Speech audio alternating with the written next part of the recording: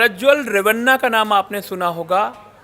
Google search engine में सबसे ज़्यादा उनकी जो पेन ड्राइव में जो अश्लील वीडियो हैं, लोग उनको सर्च कर रहे हैं। प्रज्वल रेवन्ना कर्नाटक के हासन से सांसद हैं और फिर से चुनाव लड़ रहे हैं। और चुनाव के बाद 26 तारीख को जैसे ही वोट पड़ता है, वो विदेश जर्मनी भाग जाते हैं।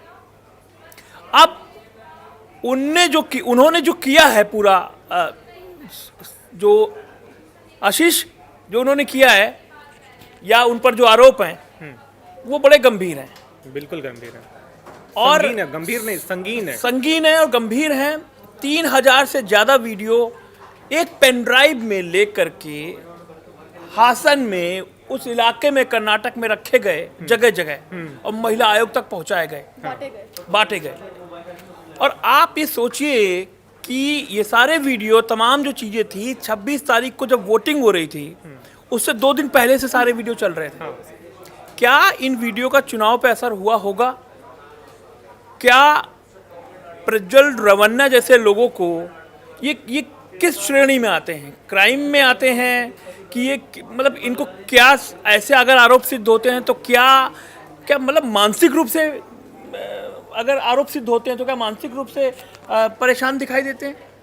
नहीं, ये आरोप सिद्ध होने के, अब आरोप क्या सिद्ध होंगे? सारे सबूत आपके सामने हैं, वीडियो इतने सामने, बहुत सारे सामने हैं, सब लोगों ने भी देखा है, आपने भी देखा होगा। अब उसके बाद बचा क्या रह जाता है? अब वो भले आरोप लगा रहे हैं कि मैं बाहर हूँ, मेरे खिलाफ साजिश रची गई, लेकिन बचा कुछ नहीं है। अगर आप पाक साफ हैं तो आइए, जांच का सामना कीजिए। तब जर्मनी क्यों भाग गए आप? वो तो कह रहे हैं, एक फेसबुक पर उन्होंने पोस्ट किया है कि सच की जीत होगी। मैं कर्नाटक में नहीं हूँ, मैं बेंगलुरु में नहीं हूँ, और मैंने अपने वकील को जो है तमाम चीज़ें देखने के लिए, बड़े नॉर्मल से बात उन्होंने कही है, फेसबुक पोस्ट किया है। वो ये कह रहे हैं कि सच की जीत होगी। अब क्या सच की जीत होगी इसमें? तो क्या सच की जीत? यही तो बात है। आपने कभी बोला कि वो मेरा वीडियो नहीं है, फेक वीडियो है, डीप फेक वीडियो है, एडिटेड किया गया है? ये तो उन्होंने कभी एक्सेप्ट नहीं किया। और आप 3-3 हज़ार आपके वीडियो वायरल हो रहे हैं, आप बोलो ना। आप तो कभी नहीं बोल रहे, यानी आप एक्सेप्ट कर रहे हो कि वीडियो मेरे हैं, फिर इसमें सच की जीत की बात क्या रह जाती है? आरुषि, आप एक महिला के होने के नाते इन वीडियोस को, एक पॉलिटिशियन जो उस इलाके में रसूख रखता है, उसके दादा प्रधानमंत्री होते हैं, ठीक है, वो देख रहा है कि दादा जब छोटा था तो मेरे दादाजी प्रधानमंत्री हैं, फिर उसके चाचा मुख्यमंत्री बनते हैं, पिताजी जो है उसके कैबिनेट मंत्री बनते हैं, विधायक बनते हैं, उनकी माँ भी किसी उसमें सरपंच है। ऐसे में एक बेटा उसके कैसे बिगड़ता चला गया। और एक महिला होने के नाते, क्योंकि उसमें तमाम वीडियो हैं, नौकरानी के वीडियोस हैं, उसमें जो पार्टी वर्कर, जो उनके महिला पुलिस अधिकारी के महिला पुलिस अधिकारी के वीडियोस हैं, पार्टी वर्कर्स के हैं जो उनसे काम करवाने के लिए बोलती थी, या जो दिन में लोग मिलने आते हैं कि भाई हमारा सर ये काम कर दीजिए, उन लोगों के तक वीडियो। एक महिला होने के नाते आप क्या कहेंगे? सर, महिला होने के नाते मैं तो ये कहूँगी कि अगर वो 3000 वीडियोस है तो उनमें से 300 वीडियोस अलग अलग महिलाओं के साथ है। और ये भी एक अपराध की श्रेणी में आता है कि आप ऐसे प्राइवेट मूवमेंट्स को जो है फ़ोन में कैप्चर कर रहे हैं, और ज़्यादातर आप उन महिलाओं के कैप्चर कर रहे हैं जिनसे आपका रोज़ का मिलना जुलना है, और उनको डरा रहे हैं, धमका रहे हैं कि अगर तुम मुझे अगले दिन फिर खुश करने नहीं आए तो फिर मैं इसको लीक कर दूंगा, मैं इसको सोशल साइट पर डाल दूंगा। शायद इसीलिए जब ये लीक भी हुआ तो उनको ज़्यादा हैरानी नहीं हुई इस बात की, क्योंकि अगर आप रिकॉर्ड कर रहे हैं ऐसे कोई प्राइवेट मूवमेंट, तो आप क्या सोच के, या तो आप उसको दोबारा देखेंगे, या तो आप उसको लीक करने की मानसिकता से ही उसको चढ़ा रहे होंगे, या फिर रिकॉर्ड किया होगा।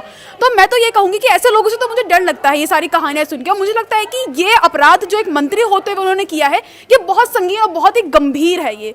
और इससे तो हमें सीख लेनी चाहिए कि ऐसे लोग जिनको हम समझते हैं कि इनका बैकग्राउंड बहुत स्ट्रांग है, कि इनके दादाजी खुद प्रधानमंत्री रहे हैं, मंत्री के पूरे परिवार से ही आते हैं, तो ये खुद में बहुत ही प्रतिष्ठित होंगे, ऐसी मानसिकता नहीं होगी। लेकिन ये तो मैं क्या बोलूँ, ये घिनौनी मानसिकता है ये। मतलब ये कोई मेंटल मुझे केस लगता है ये, और मुझे लगता है कि इनको सजा दी जाए, उससे पहले इनको मेंटल असाइलम भेजना चाहिए सर, कि ये क्या हरकत कर रहे हैं। ये तो चीज़ है। और ये मामला आशीष बड़ा मतलब कि ये फिल्मी मामला हो गया कि देखिए, जो सांसद महोदय हैं उनके साथ जो है उनका ड्राइवर ही ये पूरे मामले की पोल खोल देता है। मतलब वो भरोसा करते, या तो उन्होंने इतना ज्यादा भरोसा किया कि उसी से वीडियो बनवाए, उन वीडियो में भाई मेरा वीडियो बनाओ ये ऐसा करके, इतना विश्वास पात्र वो ड्राइवर हो गया। या फिर ड्राइवर ने, कहा जा रहा है, आरोप ये है कि जो उनका ड्राइवर था उसने जो है एक प्लॉट लिया, और प्लॉट जब उसने लिया तो क्योंकि ड्राइवर होते हैं तमाम भरोसे के लोग हो जाते हैं, उनसे पैसा इधर, क्योंकि चुनावों में पैसा इधर उधर ट्रांसफर होता है, तमाम चीज जरूरतें छोटी छोटी मोटी कर देते हैं।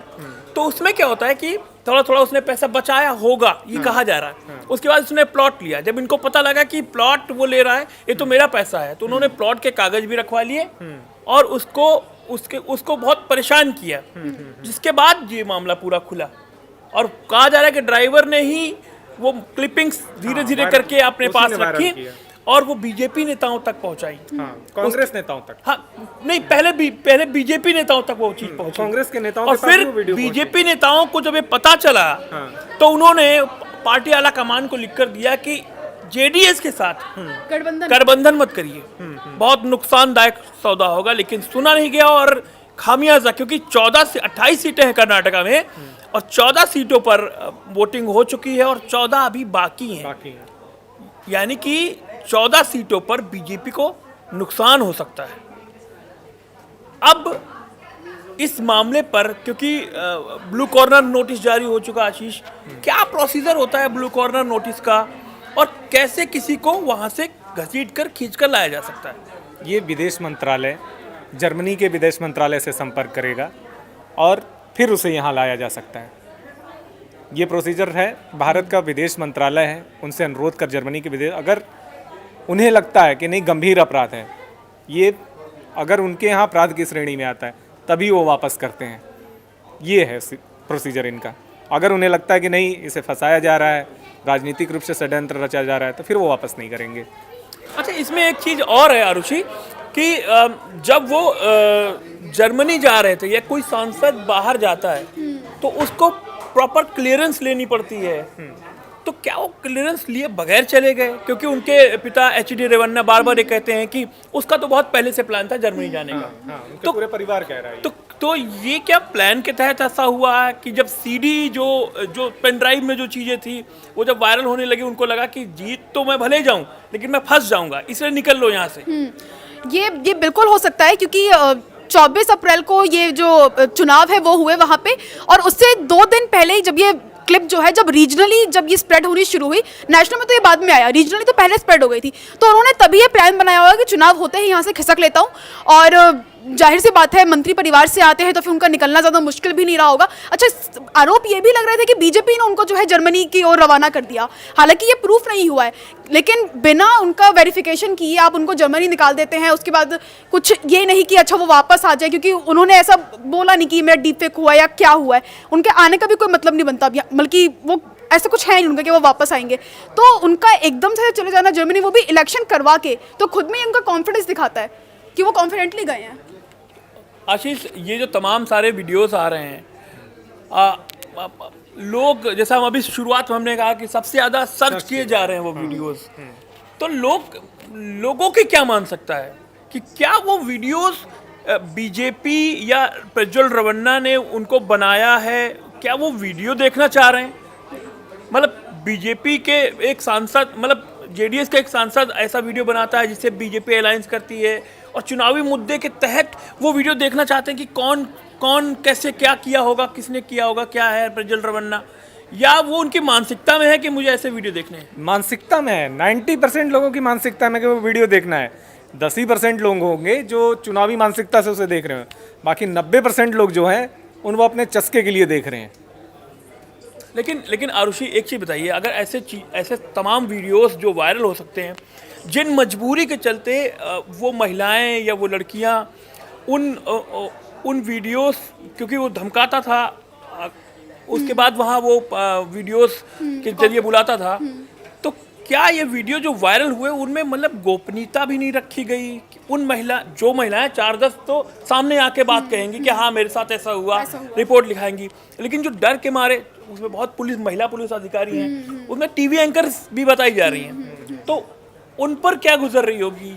क्या अच्छा, इसका एक केस मुझे पता है कि एक लड़का था, उसने पुलिस के पास एफआईआर लिखवाई थी ये बोलते हुए कि उसकी मम्मी लापता है। और उसके बाद जब ये वीडियोस जब वायरल हुई तो उसमें उसने अपनी मम्मी को देखा।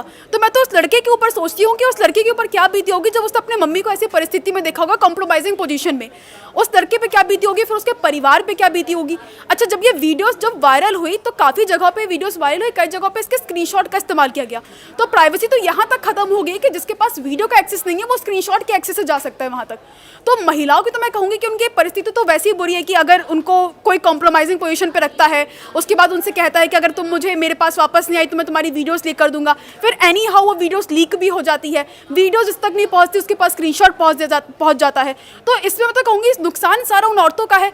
और गलती क्या है उन औरतों की कि वो उस एरिया में उसके आसपास काम करती है, ये गलती है उस औरत की। नहीं, गलती ये नहीं है काम करती है, गलती ये है कि वो आदमी आवाज नहीं उठाई उसके खिलाफ, उसी वक्त आवाज नहीं उठाई। दूसरा वो देखिए, एक होता है डर भी होता है।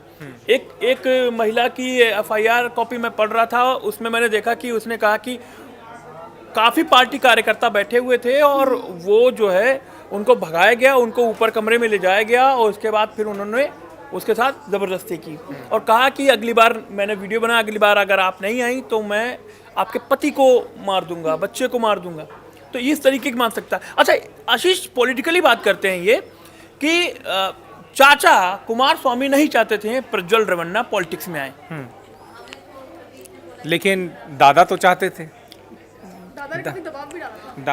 दादा से ज़्यादा दबाव प्रज्वल की माँ की तरफ से डाला गया और एचडी रेवन्ना की तरफ से डाला गया। और स्पेशली ये है कि एचडी देवगौड़ा हासन से जीतते थे चुनाव और परंपरागत सीट थी और दबाव इतना ज़्यादा था परिवार का कि उनको वो सीट छोड़कर दूसरी जगह जाना पड़ा और वहाँ से वो चुनाव हार गए। एचडी देवगौड़ा चुनाव हार जाते हैं, 2019 की बात कर रहा हूँ मैं।